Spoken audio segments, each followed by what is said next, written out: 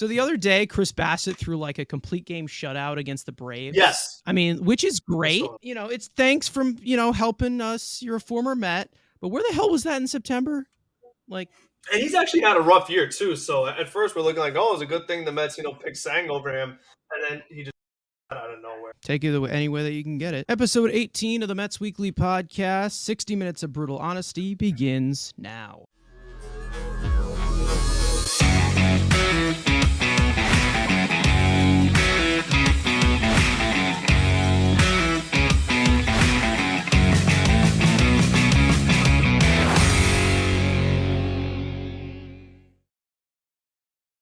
Now, before we begin, you guys know the drill. Subscribe to the Mets Weekly channel for content throughout the week. Follow us on Twitter, TikTok. All of our individual links, they are in the description. It's just me and Frank today, and we're coming off of a doubleheader that was quite eventful against the Nationals. They still have one more game to play after we are recording this. How does it feel? I mean, I'm glad in the second game they kind of had some offense, but a lot of it had to do with, poor Nationals fundies.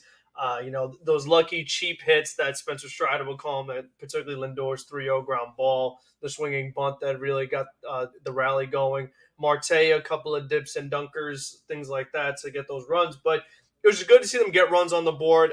We talked so much about the Mets in the past of pressing and, really struggling with men on base. And if they could just see some runners cross home plate, maybe they'll relax a little bit and try to get just some kind of offense going, some kind of consistent offense going, because it's really been one of those hit or miss things where, you'll see your 6 runs, your 5 runs, but then you go back to 0 and 2. And, in this past week, they had a couple of 1-run losses. And you're just like, you know what? If somebody else could step up just to get that 1 run to really make it a much more interesting ball game. And still, they're facing these really poor teams. And I think that, going into the season, if you told me, the Mets have a stretch against the Tigers, the Rockies, the Reds, and the Nationals, that'd be a good time to, as we say, beef up or something like that. We put together a lot of wins because you're going to face those tougher teams throughout the course of the season. But they really have not gotten the job done. They have the chance to win this Washington series, but still, the first game that they lost, very winnable. They had plenty of hits. I think like 10 hits in total. To only score 2 runs, that goes back to that whole, struggling with men on base and 10 hits. But if most of them are singles, it's not going to lead to a lot of runs. So they still have those same flaws that we talked about in the offseason. We've talked about all season long. And we'll get to it later on about maybe something or some things they could do to try to shake that up a little bit. Yeah, I think at the end of the day, I mean, they got the win. They got a win that they desperately needed. And it just seems like one of these trends with the Mets, especially when it is crunch time, but you're seeing it earlier in the season, is the worst teams to play are the ones that have absolutely nothing to play for. And that's basically what has been the main dilemma with the Mets, of these scrappy teams that basically take advantage of the Mets' boneheaded mistakes, shall we say. And most of that has to do with their starting pitchers having shitty command throughout the beginning of the game. Yeah, they've started way too many games, especially this past week in particular. I mean, it's 3-0, it's 5-0 in the first inning. And you're like, okay, with the way the offense has been, you really could just shut the game off if you wanted to. Like, I mean, if you Absolutely. are watching hoping the Mets are going to win, like once they're down 5-0, again, with a singles and walks offense, you basically could turn the game off, and that's not how it should be. You want to have it where like you feel like you guys can always come back, things like that. But they almost made the big comeback against Cincinnati, but eventually the bullpen just wasn't able to get the job done and hold it down. As compared to last week, I'd say that the starting pitching was better. I wouldn't say it was fantastic, but we did have a stretch of 7 straight games where we gave up a first inning run. And we just it's one of those things where we were just constantly waiting for that punch, and it would happen every goddamn time. Now, that last game that Scherzer pitched, he did not give up a run. He almost did. And then he gave up a run in the second inning. So it just seems like we fall behind early, and it's really hard with a struggling offense to really be confident that they can actually get back into these games, because one mistake basically just sets off the entire result of the game. Let's just get into the whole situation. And I don't think this is going to be a one-time discussion whatsoever, but let's talk about the current state. The Mets currently stand at 20-21, 5.5 games out of the NL East lead, with both sides of the ball struggling. The offense has not been clicking whatsoever. The starting rotation isn't providing length or somewhat quality, and the Mets have squandered way too many opportunities to stack up wins against non-contending teams. When asked about the Mets' struggles a few days ago, Buck Showalter simply said that the Mets need to play better. We control it.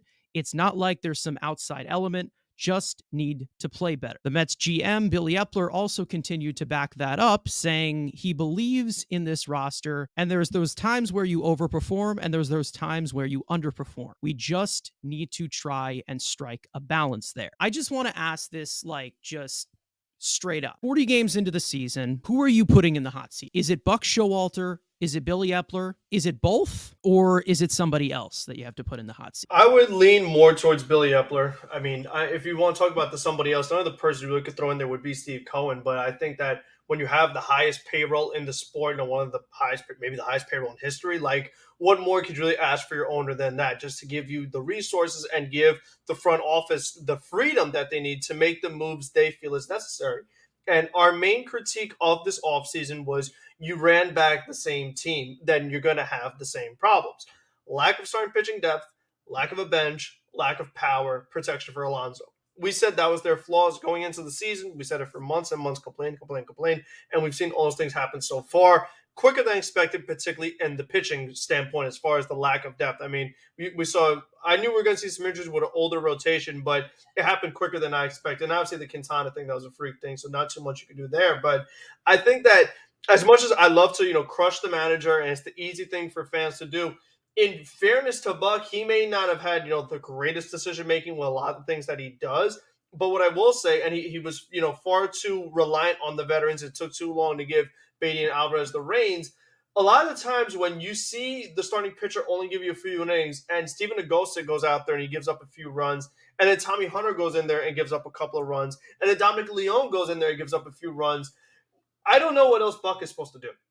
And when you see the struggles that Escobar has had all year, Mark Canha, he finally had a good game that last game, but for the most part, he's been a disappointment. We talked about Starling Marte last week, not living up to his contract. I mean, you look at Luis Guillorme, he's just gotten so much worse. Tomas Nido has gotten even worse, which is hard to fathom, but he's gotten even worse. He's now hurt, and maybe we'll talk about him later. But I just think that, you look at Tommy Pham, has not been great. Vogelback, I have to say, again, the most one-dimensional player maybe I've ever seen in my life. The guy literally draws walks, and that's it. That's literally all he can do. This guy got thrown out at first base on a ground ball that the third baseman bobbled twice. And Howie Rose said that's probably the only guy in the league that got thrown out. And he's not a catcher, and he's not 40 years old. This is a guy who is just – he just does not provide much value. And we talked so much about that, particularly with the bench critique. And Vogelback was the leader of that. We said, okay, this is supposed to be your DH, a guy that should be a power bat. He gives you no power, no bench versatility. So you could blame Buck all you want, but I just think that we've seen so many players playing bad. It's like I'm not sure what else Buck could do with the elements that he's been given, with the cards that he's been dealt. You could only shuffle. I mean, we say it all the time. You can't polish a turd or whatever the saying is. You can't really fix all these guys who are playing so bad right now. No matter what order you put them in, a bad player is a bad player. I mean, whether you put Nagosic in the 4th inning or the 6th inning, he still should not be making as many appearances as he had so far this season. So I think that, for Epler, we had all these critiques. And it's just like you've had so many players playing bad. One of those sayings you hear all the time is that the manager can't step in the batter's box for the players and swing the bat for them and get the hits for them. Are there problems with Buck? Sure. But I think that had the Mets gotten younger, gotten more power bats, addressed versatility, addressed depth more, you wouldn't see them fall off a cliff so quickly. And they wouldn't have as many problems as they've had right now. I respectfully disagree with this. And I'll tell you what, I personally don't think that Billy Epler has that much of a grip on the reins here for some reason. And I think that there's a lot more as to where I wouldn't say he's a puppet, but I think that there's a lot more influence that goes from whether it's above him or there's a lot more influence of just kind of relying on the veteran staff and relying on those people who have the experience in this game. I feel like Billy Epler kind of plays into a lot of what Buck Showalter wants. And there's a few examples, keeping Tommy Hunter here. I mean, I know that Zach Muckenhern is somebody that Buck really liked going through the minors. That was another one.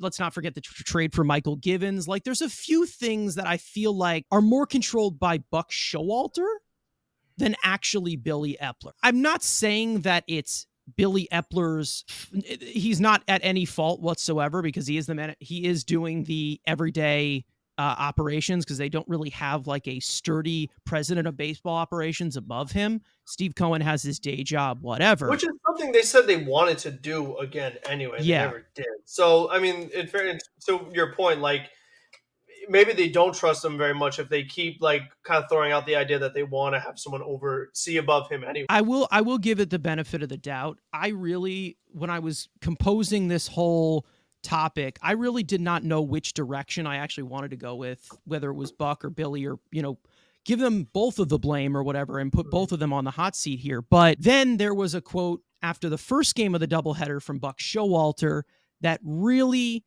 really took me to my edge, and the lack of power in the lineup. It's obviously a huge problem. We talk about this 24/7 whatsoever. They asked him if he was worried about the lack of home runs that the Mets offense was supplying this year.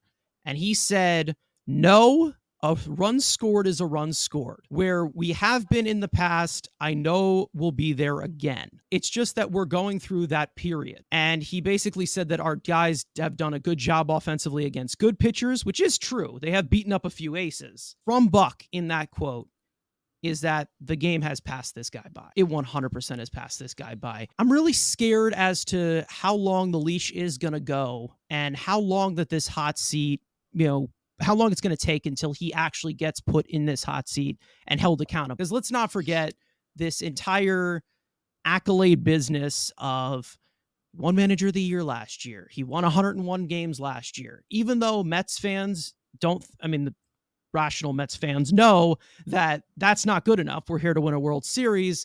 It's definitely something that a lot of more, let's say, veteran or front office guys definitely look at. They talk about the process and whatever, and not, the destination. The fans just want to win. And the fact that this whole mentality of what Buck just displayed right there, where a run scored is a run scored, I believe it's just basically him enabling this station to station offense where they put the ball in play and they have zero power whatsoever. I wouldn't say okay with that, but I'd be more understandable if they were scoring runs. Like, the fact of the matter is, like, now that they're not hitting home runs, they're just not scoring in general. So, like, I'm good with a no home run approach if you're consistently scoring, but they're not. So, see, I'm not.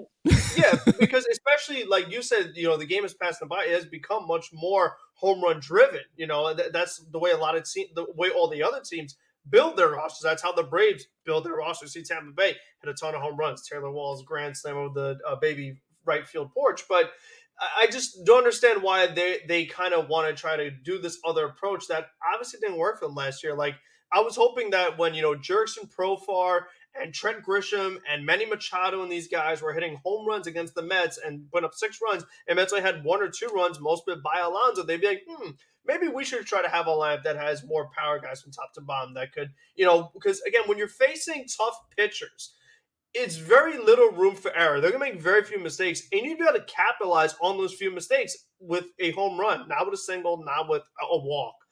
So I was just hoping that they would kind of make those adjustments, but the fact that they have run back this, like we said a million times, the same team, I feel like there has to be a little bit of both. I mean, I would hope that the general manager, whatever title they want to give it up right now, has the who he brings into the team. Like, Buck could have a say in it, but ultimately, I think that the way you should run a baseball team is that Billy Epler should. I mean, not saying him particularly, but the guy in his role should be the one making the decision of who's on this team.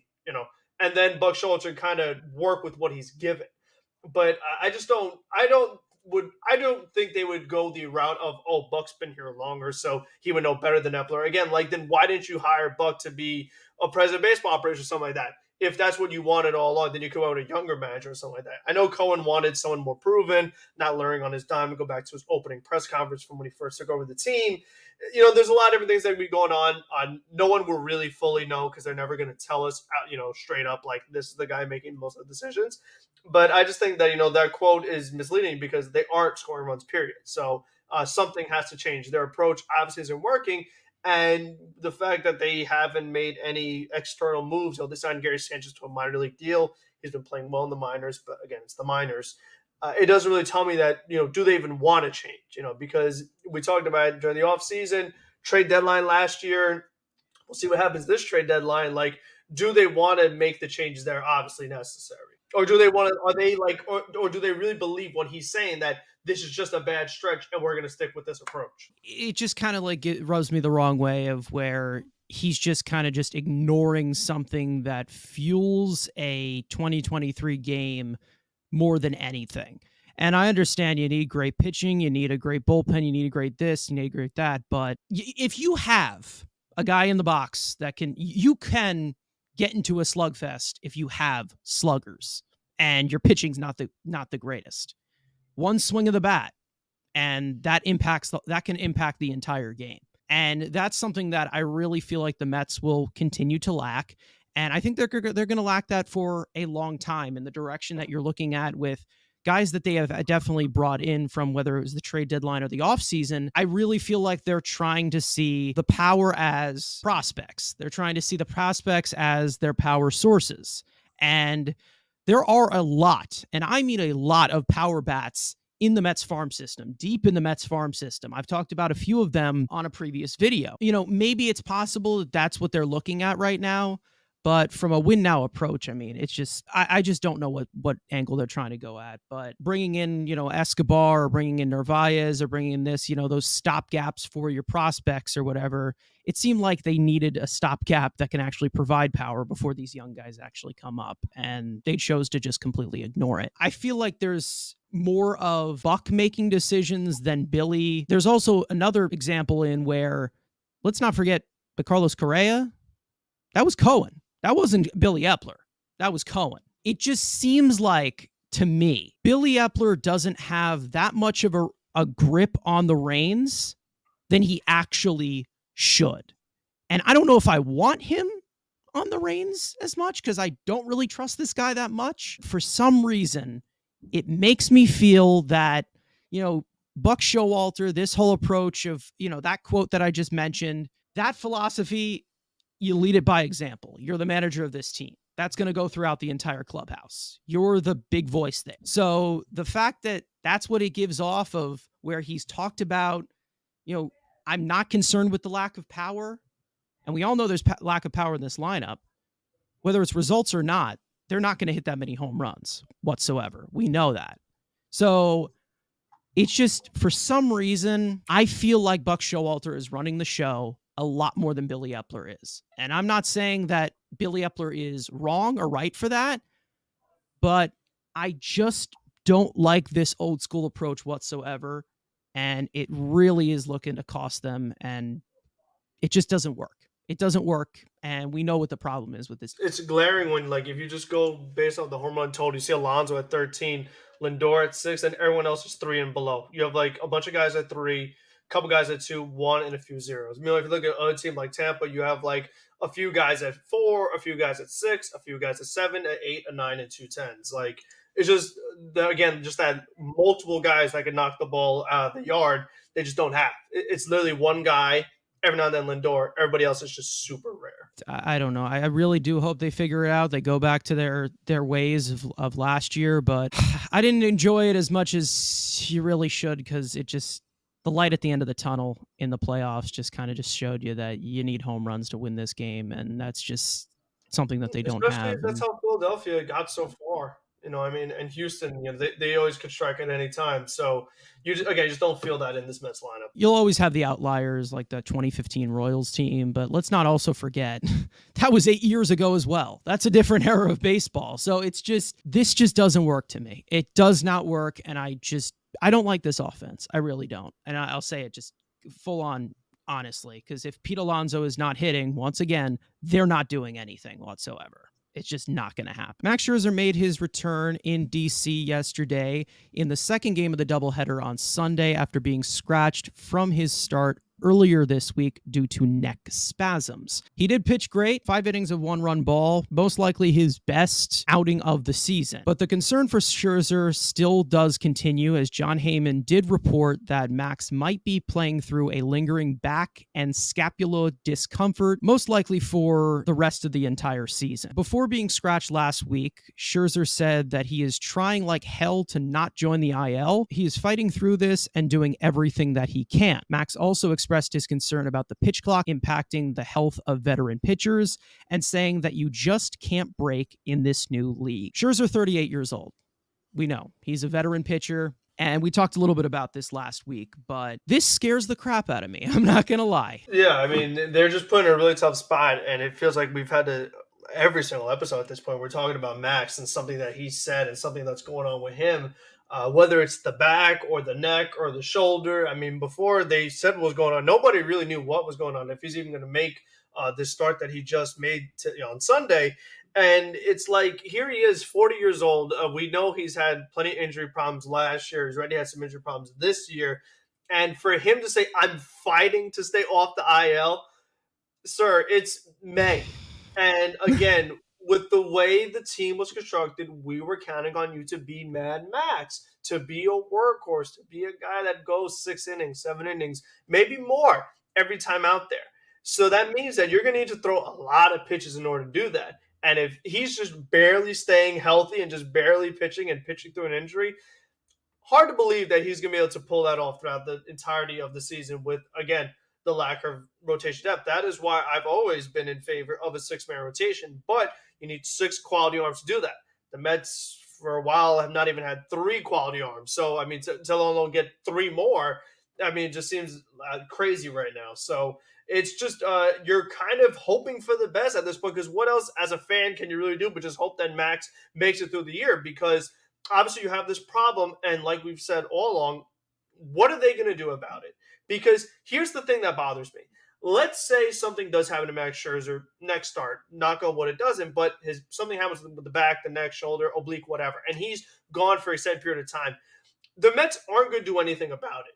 They're just going to call up some bum from the minor leagues that's going to get shelled every 5 days, and they're just going to act like nothing happened and just move on and not make any moves or address it, because they don't. And even like, you knew that this could happen. We talked about, like, if you just know sports, you have an older player, higher risk of injuries. So if you have a team assembled like that, you should have those backup plans ready to go, quality major league backup plans that they just don't have. So they put themselves in this position with the way they constructed the team, and this is the risk that you take. And you can see what's happening right now, and it's a risk, hoping that he stays healthy the whole time. Yeah, I'm getting really, really frustrated, and I think I've talked about this for like weeks and weeks on end, but it always seems like every single week we are talking about some drama regarding Max Scherzer, and it seems like it should not be as hard as, from what we have heard of him being an established veteran, one of the greatest pitchers of all time. And for some reason, when the Mets get him, this is when all this drama completely unfolds. And from what I'm seeing right now, I'm praying that he gets through 5 innings. Like, that's literally just all I'm just hoping that he goes through 5. And that just doesn't seem like the Max Scherzer that you signed up for. During today's game, I believe it was the 4th inning, he walked into the clubhouse, and I was like, he's done. I thought he was done for the game. Yeah, same. I thought so. And then I was like, what happened now? Like, is he hurt again? Like, that's just but he wasn't. He came back out there and finished the start. But that's how it feels right now, where it's like any little thing that happens, like, is he hurt? Because, like, that's how little confidence I have in his body right now. That's the way I feel. It's just like a china cabinet. Like, that's literally like one sudden movement, one bad trip, and everything just falls. The amount of drama in this first week from Max Scherzer, I mean, let's not forget. I mean, just the injuries and the bang ups and the soreness, whatever. He's 38 years old. You're going to see that. The neck, the back, the oblique, the whatever it is, the sticky substance, whole the whole situation with that, talking about the pitch clock and complaining about that, getting completely shelled and having, all of this stuff. It's getting very Syndergaard-esque. It just feels like there's an excuse for everything. Yeah, that's what it does feel like. And, from somebody that is making as much money as he is, I mean, I just don't think that we're getting the sturdy Max Scherzer that we were expected to get. This freak of nature type of fierce competitor, it looks like he's just slowing down. And granted, I would also be talking about this even more angrily or whatever if he did not pitch well today. He did pitch fairly well. His velocity was up, touch 96, looked great, looked like the Max Scherzer that I want. Granted, they did not let him go full on distance, precautionary, whatever, with the next spasm. They're up 8-1. Up 8-1, playing the Nationals. It's a May game. But is this actually going to happen every single start? Am I going to actually see this quality 1 to 2 to 3 run ball from Max Scherzer that we are paying him to give us? And am I going to get that in the playoffs, God forbid, if we actually make it right now?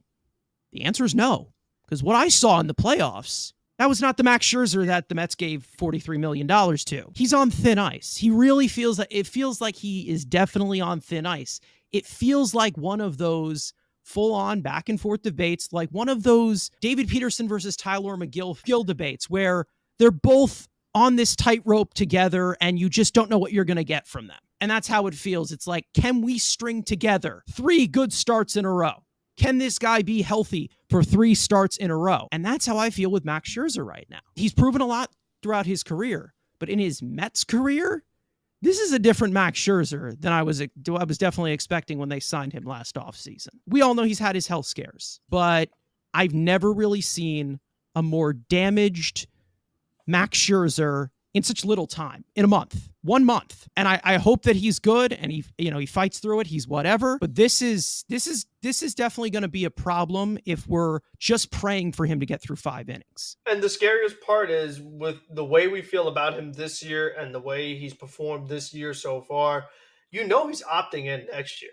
So, it's not one of those things where you could say, oh, at least the last year of his deal, and it'll be $40 million off the books, and the Mets could, get that younger pitcher that we're climbing for. Nope, he'll be here next year. So it's like it's a this year problem, it's a last year problem, it's a next year problem. Like eventually something has, like we said with the offense, something's got to happen. I mean, if I'm praying for him to make healthy this year, I mean, what am I going to expect from him next year when he's another year older? And who knows how many injuries he might have this year that he needs to rehab for next year. I just feel like they're just walking a tightrope. They're just walking way too much of a tightrope, just throughout this entire rotation. Let's be real for a second. With the injury concerns. And I mean, I understand Verlander's pitched fairly well since he's come in, and he's pitched pretty well. He was gone a month. But he's 40 years old. That's what I mean. Like, he's 40 years old. Is that going to hold up throughout the entire season? Is he even going to be healthy when we actually need him to be? We're getting so much uncertainty in the first month and a half.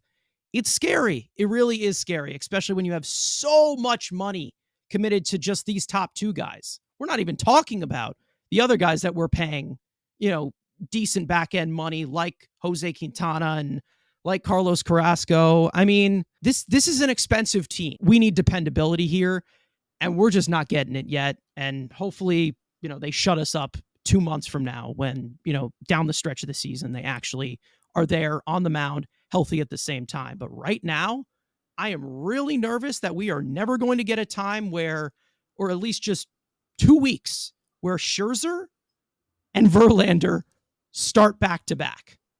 And that's very, very scary for how much you're paying them and how much you are investing in. Now, earlier this week, the Mets placed Tomas Nido on the injured list with dry eye syndrome, which has been affecting his vision so far this season. Defensively, Nido has not necessarily been himself, and offensively, he has been one of the worst qualified bats in all of baseball at a negative 25 WRC+. The Mets catching position is definitely at a weird group of stories, with Francisco Alvarez graduating prospect status and starting to establish ground in the majors. You have Gary Sanchez, who just signed a minor league deal with the Mets, and of course the eventual return of Omar Narvaez. Over the offseason, the Mets bought out Tomas Nido's last 2 years of control, paying one of the best defensive catchers in baseball. Let me ask you this, and I don't want it to be a hope or a dream. Let's talk about this technically. Division problems, whatever. Definitely makes sense. He's not a good offensive player whatsoever. Defense has definitely taken a dip. You have a lot of different catchers who have played the role better than him so far, limited sample size. I don't know if this is an exaggeration or not, but let me ask, has Tomas Nido played his final game as a New York Met? I hope so. I mean, and I don't hope so as in the fact of like that Tomas, something's really wrong with his eye or whatever, but he could be a backup catcher, maybe a starting catcher somewhere else. I think that, again, I said this before, but with the offensive struggles that the Mets already have in their lineup with everybody else, they can't have another guy who's just an automatic out at the bottom of the lineup. And like you said, it's a negative WRC plus. Like, come on now. That can't be in your lineup. And I know we talk about the importance of catchers, the defense there, but if he's not the same guy, if he isn't a good defensive catcher anymore, maybe the eye has something to do with that. He just shouldn't be in the lineup at all. He shouldn't be on the team. By all accounts, it seems like Francisco Alvarez's defense has been better than originally projected or expected. So as long as Alvarez is playing fine enough defense, we know he's going to hit better. I think the important thing with Alvarez is just him getting those reps. So I think him getting that full-time opportunity now, it's perfect for him. Perez did more in one game than Nido did in a month. Perez defense is fine. I just don't really see the need for Nido right now, just with the way the catcher situation is. Maybe Sanchez gets a shot. I'm kind of surprised they went Perez over Sanchez. It's fine. Narvaez looks like his timetable got pushed back even further with like the most recent looking at his calf or whatever. So I don't think he should play anymore. I would give all those other guys an opportunity over him just because I think that, again, this team needs a boost of offense. It's not going to come from Nido, so they just need help elsewhere. And like we talked about, the most important thing is the development of Alvarez. With Narvaez out, with Nido out, what's your alternative? You might as well just let Alvarez get those major league reps in. I mean, he looked bad again this week, but again, we've seen improvement when he first got called up.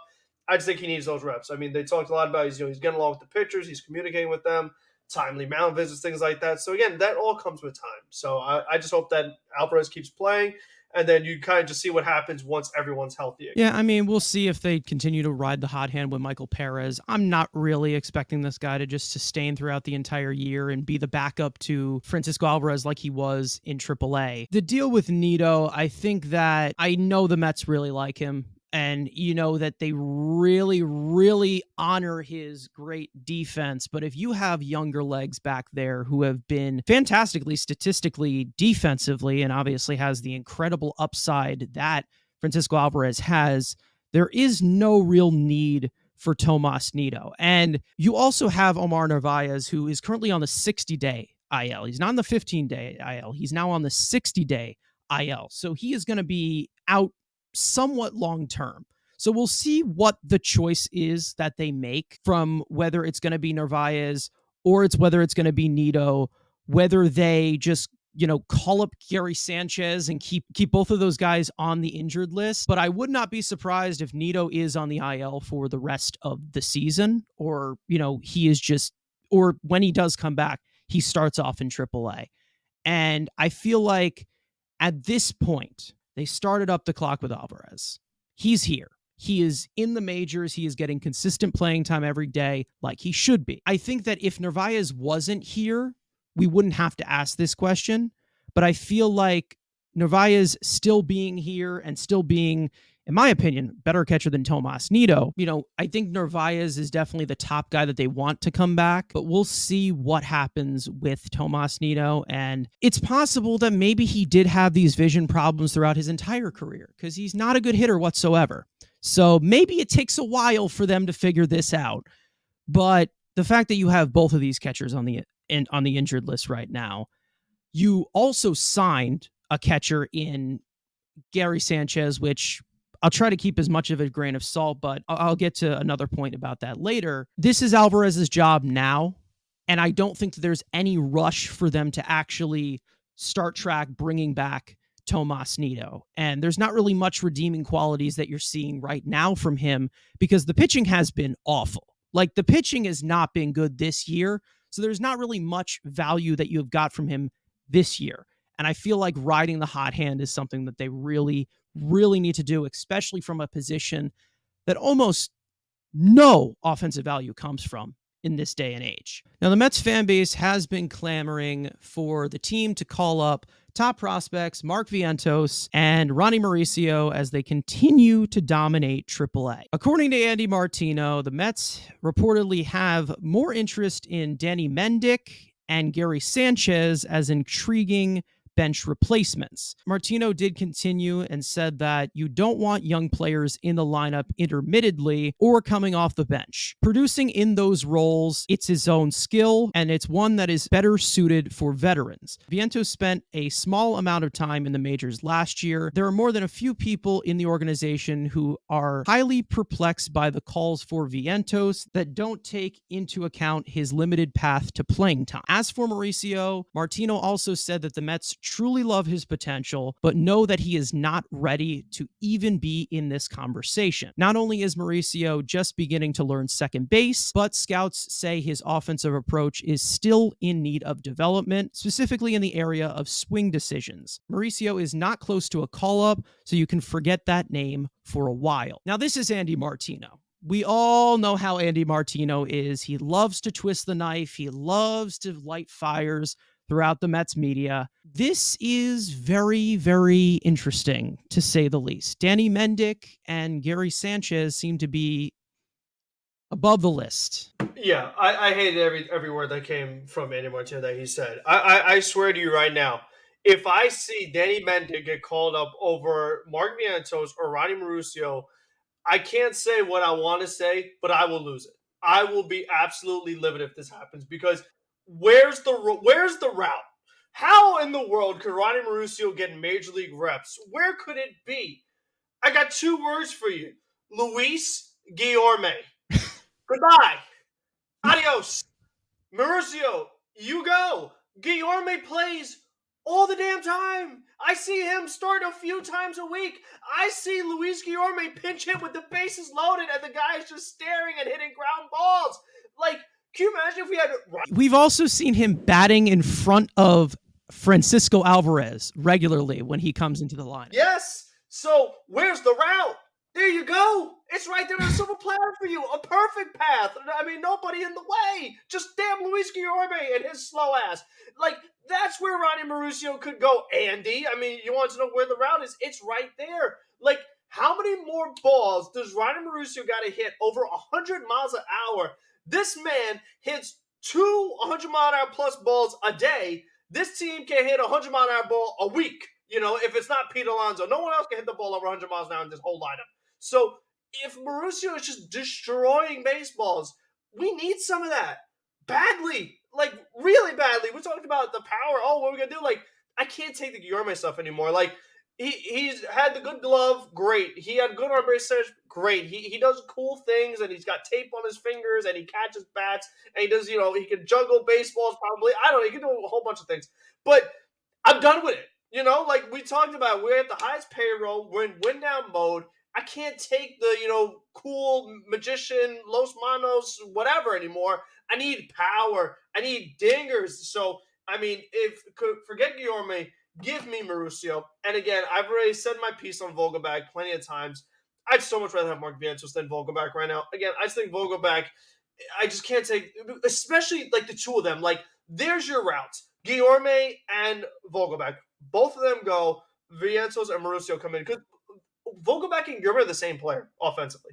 Same player. They both just draw walks, one single at a time. Good WRC plus, good on base percentage. But where are the actual runs that they're contributing to? No defense. Well, Guillorme's got defense, but no running. I mean, they're all, you know, you want to talk about base to base. They're to the extreme. Like, you need a ball in a gap to get another base. I mean, that's the kind of rate that these two guys are on. So I just can't take, and they bat back-to-back all the time. It's just a staring contest between the two of them. I mean, it takes 10 minutes before you see the next guy swing an actual bat. And it's usually on the other team after those guys just ground out to end the inning. So that's the route, Andy. Stop it. If I see Danny Mendick, I don't know what I'll do. I'll just scream because I can't take this anymore. You kind of blow my mind there. Like, Guillorme and Vogelbach, they might actually be the same player. That's actually insane. Wow. Except one actually has a glove in his bag. Yeah. So no, like they might be the same hit. Like, in a nutshell, yeah. Wow. Holy shit.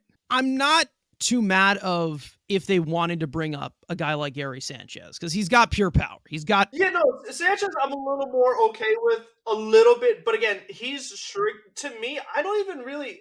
I know in the previous topic we were talking about, you were talking about Gary as a catcher. I was looking at him more as a DH, yeah, I and see him as a DH too. Yeah. I was even looking at that during the offseason. I was like, there's nobody left on the market. At least, like, he kind of hits home runs rarely. Like, I think that Gary Sanchez, let's say Gary Sanchez started the year with this team, he'd be probably like third on the team in home runs. Like, probably tied with all these other bums for 3 home runs. So, I mean, like, you might as well. I mean, that's the way I look at it. I just think with so much of the offensive struggles you've seen, may as well. I mean, I'm fine with it, obviously. Danny Mendick is another Luis Guillorme type who could play the outfield. It's just, it seems like they just really are interested in full-on vets. And that's something that is really very, very aggravating.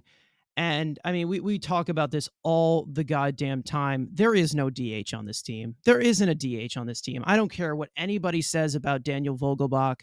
And he is one of the main reasons why weighted runs created plus isn't used as the Holy Bible. It's useful, but it's not the Holy Bible. He's one of the reasons as to why.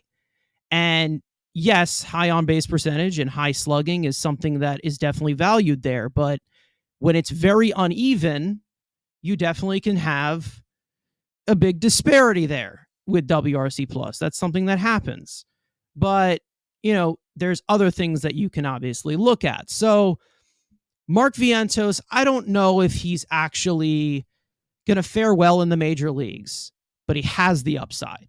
You know what I mean? He has the upside. The way I look at it, I think for Vientos in particular, his OPS right now is like almost 1,200, I think. Something just silly.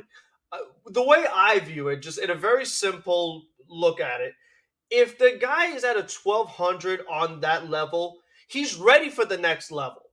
That's the way I see it, because it gets to the point where, like, what more can you prove? Like, how much better can you really do if you have a 1,200 OPS? If it drops down to 750, that's a lot more than most of the starters on this team. So, even if that thing was almost cut in half, that's still more productive than a lot of the guys on this team, especially on the bench. So it doesn't take much to out hit these guys. That's the thing. Yeah, and he's hitting a lot. I mean, was he have 12 home runs? I think 11, something like that. 12. I think it is 12 today. Yeah. Yeah. So come on now. It's just I think it's definitely worth the shot at this point. I think if you're gonna pick between either one of them, you need a bat in this lineup that could hit for some prolific power, possibly at the top. Being one of these JD Martinez type of guys. That's Vientos. That's somebody who could do it. There is a few concerns, but it still is something that I rather would have than Daniel Vogelbach. And for some reason, we still have these guys that will continue to be overlooking these prospects. And I don't understand that, considering that how old this team is already. I understand if Mark Vientos was one of these pure power threats that was, one of these top prospects, and he was a pure power threat. He's a 70 grade raw power. He's ridiculously strong. I would understand if he was like 20, 21 in AAA, and he was like, oh, this guy's doing very well at a high level, but we're going to keep him down there. We're going to just see, how the season plays out. But he's 23 going on 24. He's not the youngest prospect out there. So this is something that I think that if he's dominating AAA, you got to get him up here. I'm not full on so big on Mark Vientos, but you got to try something. And they already started his clock too. So there's no reason in protecting him, because you already screwed that up last year when you called him up too early. So, what's the point? Because it's like we said a million times, but you use them or you lose them. If you're not going to call the prospects up, trade them for players you're going to actually use right now. If you're in win now mode, you don't do this half-assery that they've done with the prospect. Mauricio, I understand why they want to keep him there. I understand that. But if he's doing this at the AAA level, we all know what's next. And he's also 22 years old. He's not 19, 20. Like, he's been in the minors for a while. So, maybe it's just the fact that they want him to learn a new position. Maybe it's because he's kind of an unorthodox height At second base, maybe, but like this team has to get younger, and the only way that they're going to get younger is if they call these guys up.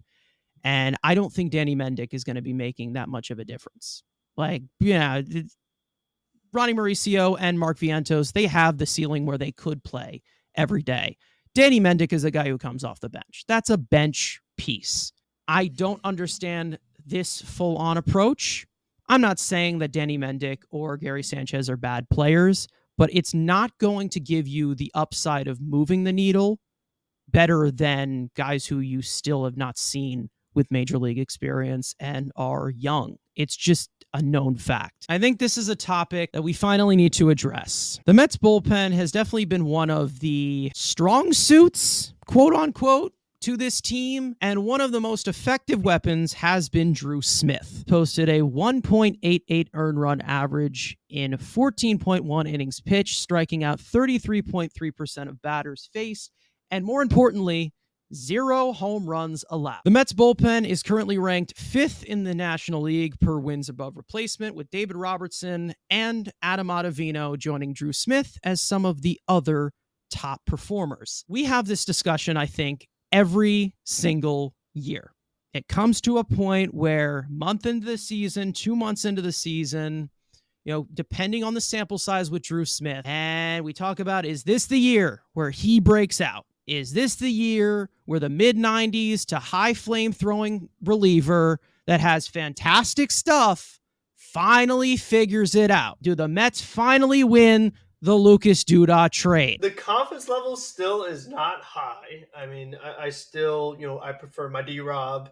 I prefer Ottavino, even though Ottavino has not been near as good as he was last year. I said that a million times. That was going to happen, but whatever. We knew that was going to happen. He's been, this past week or so, he's been okay, but there's two things that still concern me. Number one, the walk rate. It's not great. Number two, it's true. That fly ball rate. Yeah. It's still hovering around that 50%. Hard hit rate's down a little bit, so that's okay. I mean, as long as we give up hard fly balls, we can live with some fly balls. But I think if you're a pitcher, we say the two things you can't do: walk batters, give up fly balls. You can only get by with that for so long. Maybe the fact that he's faced the Detroit Tigers and the Colorado Rockies and the Cincinnati Reds and the Washington Nationals, that these fly balls haven't been hit hard, that these walks, they haven't necessarily been cashed in yet. But when you face the higher level teams, maybe those balls get hit just a little harder. And then they start going over the wall, and then you start seeing those home runs creep up. So my confidence is high. I'll tell you what, this isn't saying much. This is like a backhanded compliment, but I have more confidence in him than Tommy Hunter and Nagosek and Dominic Leone and Muck and Chuck and Muck and Runk and all these other bums that we've seen. Suck and Hearn or whatever we're calling it. Yeah, and Dennis Santana and, I mean, Brigham's been pretty good lately, but some of the other guys that we've seen, fine. I trust Drew Smith more than them. One of the things I found pretty interesting was the game. Oh dear, what was it? Friday, I want to say. I think it was Friday. With David Robertson, he had to pitch 2 innings, or was it Saturday?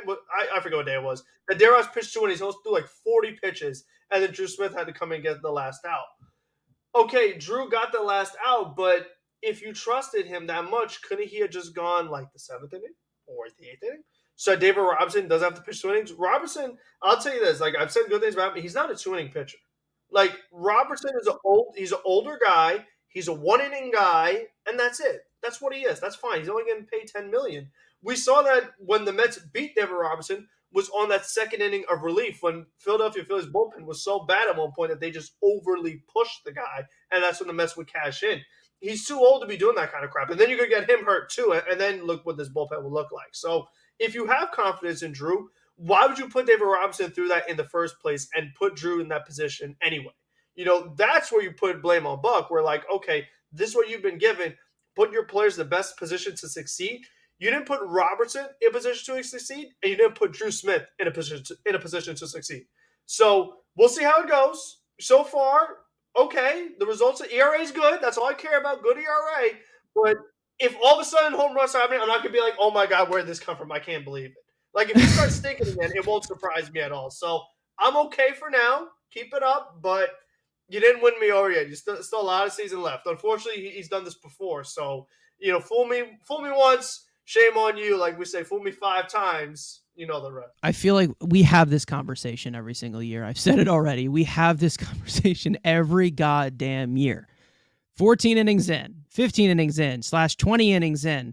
He looks like he can be a reliable possible back end piece to the bullpen. And I'm glad that he has definitely been that, because the loss of Edwin Diaz, it's, the presence isn't there. Like, let's be real for a second. The dominance of Edwin Diaz is 100% not there. So this is too early to say. But right now, it looks like walking more batters has kind of helped him more. I'm not sure why. And again, this may be just because of teams that are just not good at situational hitting. They're just not good teams that he's facing. My main concern here is that he doesn't have chaseable stuff. I don't know how much of this is actually going to hold up as to where he can be the dominant strikeout pitcher that he's looked like so far in these 14 innings. I will say the hard contact has gone down, which is fantastic. No home runs yet, and he has not really shown any possibility of where he's very close to giving up a huge long ball. I still think it's very early to tell, because we've been tricked by this many, many times with him. I think he looks better than he did the first 14 innings last year. I think that it's definitely a little bit more promising as compared to this year and last year. It's a lot more promising. He definitely seems to have a lot more life to his stuff. The fastball looks good. The slider looks improved. It's still not great. There's more confidence in Drew Smith than it was at this point last year. Let's hope that he stays healthy. We can get a full season out of him. We're going to need him, obviously, down the stretch of the season. I still don't understand why Buck treats him like a high leverage reliever, but let's just hope that he can ride this season out, and, hopefully it just continues to be a good Drew Smith year. All right, so now that brings us to everybody's favorite segment, Studs and Duds. Someone who has performed fairly well and someone who has really, really sucked this week. Let's start with Studs. Who do you got? Yeah, this is a tough one because the Mets had a rough week, so very few options. But I'm going to give the nod to Justin Verlander.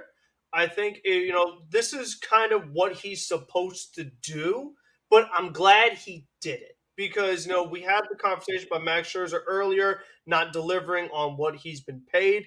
I think for Justin Verlander, just coming back to go 7 innings, to go over 100 pitches, not giving up any runs, the Mets really needed that, because it was a very tight game and against Cincinnati, which it shouldn't have been in Cincinnati, but that's where they're at right now. They needed him to step up because we've seen just so much bad pitching, particularly starting pitching. He just needs to do that much more often, but I'm glad that he did it in a Mets uniform, and we need to see a lot more of it. So when you play well, I'll say you play well, so I'll give it to Verlander. Verlander's obviously he's one of the top guys that you can pick for this, and I mean, I was surprised that he even went out for the 7th inning in Cincinnati. Mm-hmm. I was surprised that they even put him out there, and they did. Then this guy comes in the 7th inning. This guy's touching 96, 97, and I'm like, okay, maybe this guy does have a new UCL. Maybe he does. Again, there's always going to be that concern because he's 40 years old. Is that going to hold up throughout the entire season? Again, he already missed a month. He already had his weird injury, whatever it was called, in his back. Like, he already had an old man injury. So, yeah, he has armpit. Like, come on. Like, he already had his old man injury that missed a month. So just don't do that again. I don't know how much I'm going to rely on it. It's just basically the age, but we all know that Justin Verlander is a great pitcher. And, he's been for a very long time, and he looked fantastic in Cincinnati. Hopefully he can continue to build on that. My stud, I think I'm going to just go with the recency bias because this just came out of nowhere. I think this just was what the hell? It didn't make sense to me whatsoever. It was against the Nationals, but Michael Perez, a 4-hit game out of nowhere. Just like no offensive value whatsoever from the catching position in the last 5-6 years for this team, to be honest, ever since d'Arnaud left or whatever. And this guy just, in his first start, back again, 4 for 4. Was it, 3 singles, a double? That's something that I strive to have from the 9 spot. That's what I'm hoping to get from Omar Narvaez, where he's not an automatic out. Let's get to the duds. Let's shit on someone. I mean, any chance I get to rip him, I got to go for it because I hated it at the time, still hate it now. Tommy Pham, what are we doing? I mean, you look at the totality of what he's done this year, old man numbers, 200 batting average exactly. Not giving me much. OPS, 672. Starting in center field today. Doesn't play a good center field. Should not be making any starts in center field. So if you're going to start in center field and not be a good hitter, you have to at least be a great defender. Because there are those kind of players that exist. We see plenty of major league teams that do that. They don't get offensive production from the center fielder, but they do play really quality defense. And he doesn't do that either. So what does he do? That's my question. What does he do? Because he doesn't seem to do anything particularly well, which was what my critique was of him when they signed him as their only new bat to this lineup, that he doesn't do anything at a high level. He's okay against lefties. Not great, okay. And by the way the Mets hit against left-handers, that seemed like, oh my gosh, he's so much better than everybody else. Again, because everybody else sucks does not mean that you're good. That's just how it goes. So I'm still not impressed. Still should never signed him. This is where he's at right now. Hopefully he gets it going because he plays way too much for how bad he is. And that was my concern.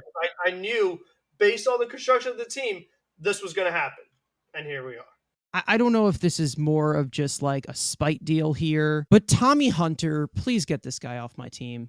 I've had enough of this guy. He's old.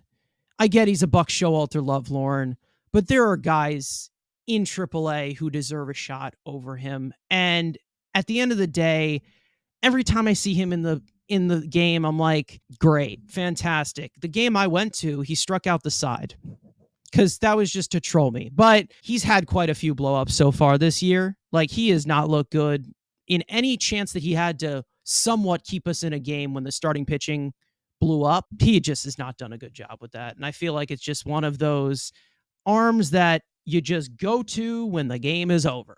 And I don't like arms like that. I just don't like those guys that just can pick up the pieces. I like maybe just one long relief guy, but having the, Nagosic and Hunter and all of these guys here, there's no reason for it. There is no reason to have all of these long relief pieces that are not high leverage arms. They don't have anything special about them. They're just there to pitch innings and get paid.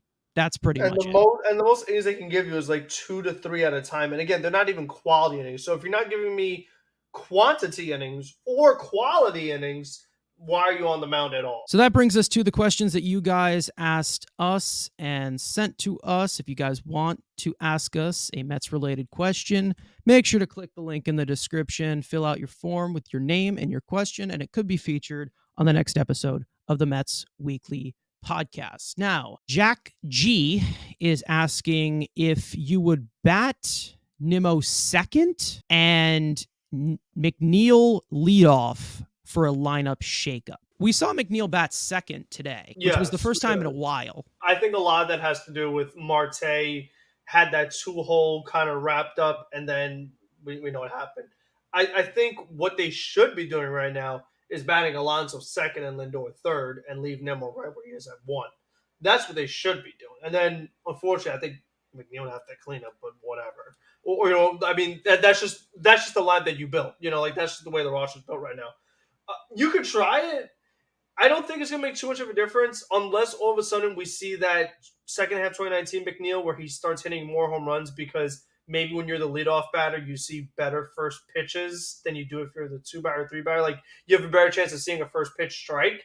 Maybe. I don't have the numbers to back that up. I'm just saying I could see that being a possibility. So maybe McNeil could take advantage of that a little more, whereas Nimmo, basically is always going to take first pitch, where every now and then Jeff would probably swing first pitch. I know I'm more of an old school person, but I've grown more on the having a power hitter or someone that has home run power in my leadoff spot, because I do like the idea of just like first pitch of the game, you're up 1-0. I feel like that's just a very nice luxury to have if you can. So since Nimmo isn't stealing bases anyway, I mean, he gets on base, that's good, but you could try it. 1 game, why not? I mean, when your offense is this bad, you have to be willing to try different stuff. I mean, you have to. Because how else is there going to be any changes if you're not going to call anyone up? So I'd be willing to try. I don't think that it's going to necessarily fix anything or something that they should do. I would lean more to Alonso should be batting second because he gets pitched around way too much. I think he needs more plate appearances. So I'd be willing to try that instead. I think this is a very rare case, especially with this offense just not doing fairly well. I think this is a very rare case of if it ain't broke, don't fix it. I think Brandon Nimmo has established himself as one of the best leadoff hitters in all of the game. I understand that type of mix-up that you would love to do with the offense just being how it is right now, but I don't think that that is the way to do it. And I understand putting McNeil there because he is very, a lot more of an aggressive hitter than Nimmo. He is, someone who does put the ball in play. That's the type of guy that he is. He could definitely be a leadoff hitter on probably all the other teams in the majors, but and this is just coming off career numbers. I like McNeil in the bottom half of the bottom third of the lineup, but I think that Brandon Nimmo has already established himself as one of the best, and I think that this is Nimmo is, in my opinion, just overall, he's the best hitter on the team, like overall pure hitter. And the thing about that is the Mets really, they have a lot of things that they need to fix into this lineup. There's a lot of adds and subtractions that they need to make, but I feel like Nimmo in the leadoff spot is the only thing that necessarily 100% works and has been proven to work in the leadoff spot. But I would not be opposed to it. I wouldn't be opposed to putting Lindor in the leadoff spot. I wouldn't be opposed to that. He's done it. He did it with Cleveland sometimes, didn't he? He did. And again, he could be one of those guys that, you start the game up 1-0 if Lindor gets a hold of him. You also take away the double play. If you want, let's say you bat Lindor, who has definitely had a lot of extra base hits this year, and that's been most of his offense, which is great. Fuck the batting average, extra base hits, singles and walks are for losers. Anyway, if you were to put Lindor in the leadoff spot and he were to lead off with a double, let's say, takes away the double play automatically. So the ground ball concern from whether it's Marte or you put Nimmo in the 2-hole, or you put obviously Pete Alonso in the 2-hole, I think that's something that you definitely could consider. If we could find a way to have a Curtis Granderson in the leadoff spot where you have a threat of whether it is a balanced threat of a single, double, or triple, and, he has the sneaky power, sure, fantastic. Now, I know I've also given the comparison of Starling Marte being that Curtis Granderson. He's not currently in that state where he could be the leadoff hitter, but that's another guy you can try. That's kind of the advantage of having a lot of table setters in this lineup. You could lead them off, but I think it's mainly been established that Brandon Nimmo does it the best. Yeah, I mean, the one spot is the one thing, and like you said, that I'm not concerned. I'm more concerned with 4 and 5 and 6 and 7 and 8 and 9. Yeah, exactly. So, that's what I mean. I'm not willing to try something new, but it's like, okay, you can move, like you're saying, you can do like Lindor, Alonso, like 1-2. That sounds like a great 1-2 combination. But then what happens? You know what I mean? Because then it just kind of really just takes a dive. So now that brings us to your rapid fire stories. The Mets have officially released minor league outfielder Khalil Lee. Lee was acquired by the Mets in a 3-team trade a few years ago that sent Andrew Benintendi to Kansas City.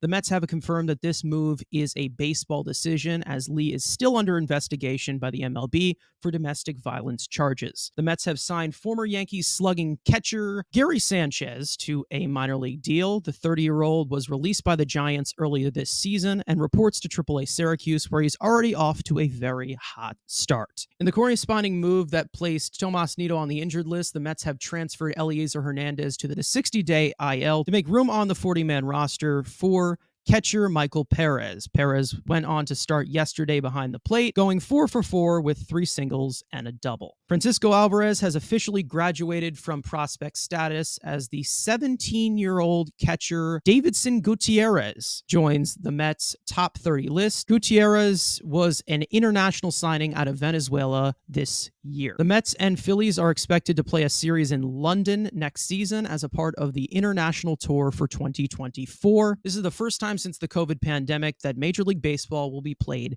in England. Parting words for the Daryl Strawberry episode, number 18. Yeah, I mean, no more rain, please. I just it's too many double headers, 4 hour rain delays, painful. No rain, no pain. That's the way I look at it. But the Mets are first straight week, going up against Tampa Bay. They've been off to a great start. So I feel like knowing the Mets, it wouldn't surprise me if they win this series. Just knowing them, because you know what, they got beat up by the Tigers, struggle with the Nationals and the Reds. So why not beat the best team instead, just to do a complete troll job and just like it wouldn't be the Mets if they did something weird like this and actually did decent against Tampa Bay. And then as far as Cleveland, we know Cleveland's known for their pitching, always have been, probably always will be. So the team that struggled offensively, they get the big out 8-run inning. Then you face Tampa Bay and Cleveland. That could be a real way to stop your hot offense. They have to finish one more at the Nationals for fun, because playing Nationals is always so much fun. So they got to finish that up, and then they get two pretty good tests, teams we don't usually get to see. So it'll definitely be an interesting week for sure. Okay, so that series is not in Cleveland. So I thought it was going to be a Lindor reunion, but I guess not. Okay, well, I just want to say off the top of my head, because obviously, play better, don't suck, whatever. But the way that the Nationals handled that rain delay yesterday, the 4-hour, that was disgraceful. I think overall, they need to do better. They basically just strung around the fans for 4.5 hours, and obviously selling concessions, and then they made it a paid separate split doubleheader. That was very embarrassing overall, and I really I was just appalled to see how that worked. You had absolutely no communication for 4.5 hours throughout the entire ballpark, and I think that was just absolutely awful, just basically wasting people's time. The MLB's got to do something about that whole situation, because that was not handled correctly whatsoever. Other than that, we'll see you guys next week. Let's go Mets. Let's try to be a little bit better than this week. Keep progressing, get hot at the right time, and we'll be on our way to the World Series in no time. Peace out.